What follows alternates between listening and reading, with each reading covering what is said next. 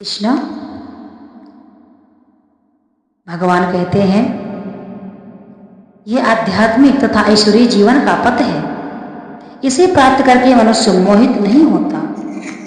यदि कोई जीवन के अंतिम समय में भी इस तरह स्थित हो तो वह भगवत धाम में प्रवेश कर सकता है। मनुष्य कृष्ण भावना मृत या दिव्य जीवन को एक क्षण में प्राप्त कर सकता है और हो सकता है कि उसे लाखों जन्मों के बाद भी प्राप्त ना हो। यह तो सत्य समझने और स्वीकार करने की बात है। खटवांग महाराज जी ने अपने मृत्यु के कुछ मिनट पूर्व कृष्ण के शरणागत होकर ऐसी जीवन अवस्था प्राप्त कर ली। इसलिए भगवान का पाना ज्यादा कठिन नहीं है, भाव होना चाहिए। भाव अर्पित हो गया एक बार तो समझो भगवान प्राप्त हो गए। श्री विष्णु के लिए यज्ञ रूप में कर्म करना चाहिए, अन्यथा कर्म के द्वारा इस भौतिक जगत में बंधन उत्पन्न होता है। अतः हे कुंती पुत्र, उनकी प्रसन्नता के लिए अपने नियम कर्म करो। इस तरह तुम बंधन से सदा मुक्त रहोगे। मनुष्य को शरीर के निर्वाह के लिए भी कर्म करना होता है। भगवान स्वयं कहते हैं, अतः विशिष्ट सामाजिक स्थिति तथा गुण को ध्यान में रखकर नियत कर्म इस तरह बनाए गए हैं कि उस उद्देश्य की पूर्ति हो सके। यज्ञ का अर्थ है भगवान विष्णु। सारे यज्ञ भगवान विष्णु की प्रसन्नता के लिए है। यज्ञो वह विष्णु, दूसरे शब्दों में चाहे कोई निर्दिष्ट यज्ञ संपन्न करे या प्रत्यक्ष रूप से भगवान विष्णु की सेवा करे, दोनों से एक ही प्रयोजन सिद्ध होता है। अतः जैसा कि हम आपको बता चुके हैं, अतः विष्णु की प्रसन्नता के लिए कर्म करना चाहिए। भगवान देखो स्वयं कहते हैं, विष्णु की प्रसन्नता के लिए स्वयं भगवान कहते हैं कर्म करना चाहिए। इसीलिए पूजा करना चाहिए, भगवान का हवन करना चाहिए। भगवान के भक्त सभी प्रकार के पापों से मुक्त हो जाते हैं क्योंकि वे यज्ञ में अर्पित भक्तिय भोजन को भी खाते हैं। देखिए समझिए क्या कहते हैं भगवान।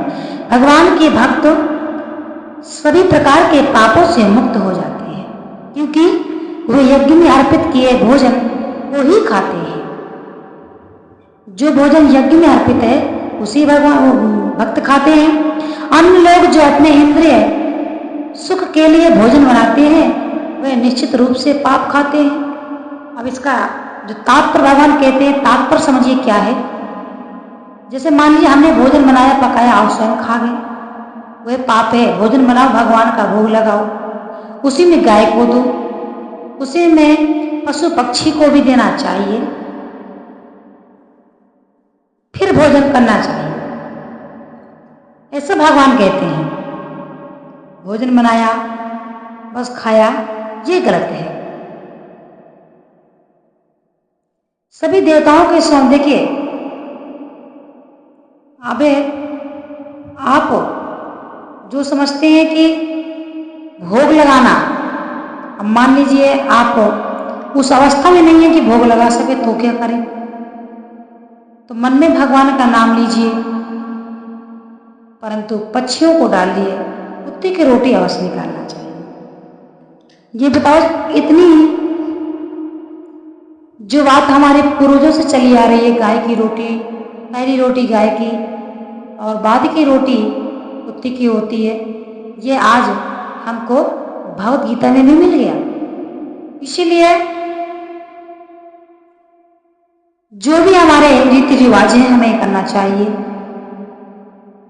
भगवान के प्रसाद को ग्रहण करके उनसे निरापद हो लेता, उनके आक्रमण से बच जाता है, किंतु जो ऐसा नहीं करता वह कलमश लक्ष्य बनता है।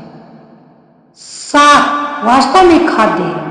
मनुष्य विभिन्न प्रकार के अन्न, साग, फल आदि खाते हैं, जबकि पशु इन पदार्थों के उच्छिष्ट को खाते हैं। जो मनुष्य मांस खाने के अभ्यस्त हैं उन्हें भी साग के उत्पादन पर निर्भर रहना पड़ता है, क्योंकि मनुष्य इनके पशु साग ही खाते हैं, तो वे अंततोगत्वा खेतों के उत्पादन पर ही आश्रित रहना है, बड़ी बड़ी फैक्ट्रियों के उत्पादन पर नहीं।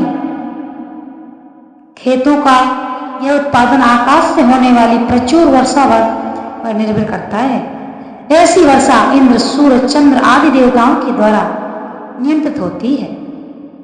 ये देवता भगवान के दास हैं। भगवान को यज्ञ के द्वारा संतुष्ट रखा जा सकता है। जो इन यज्ञों को संपन्न नहीं करता उसे अभाव का सामना करना होगा। यही प्रकृति का नियम है। यथा भोजन के अभाव से बचने के लिए यज्ञ और विशेष रूप से युग के लिए संकीर्तन यज्ञ संपन्न करना चाहिए। श्रीमद् भागवत गीता पढ़ें। भगवान कहते हैं यज्ञ करना चाहिए, संकीर्तन करना चाहिए। भगवान हमें स्वयं बता रहे हैं। श्रीमद् भागवत गीता भगवान का मुखारविंद है।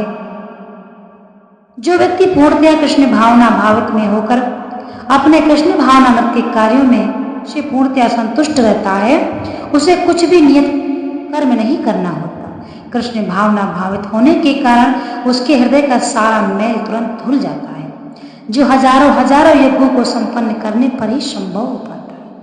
इस प्रकार चेतना के शुद्ध होने से मनुष्य परमेश्वर के साथ अपने संबंध के प्रति पूर्णतया आश्वस्त हो जाता है।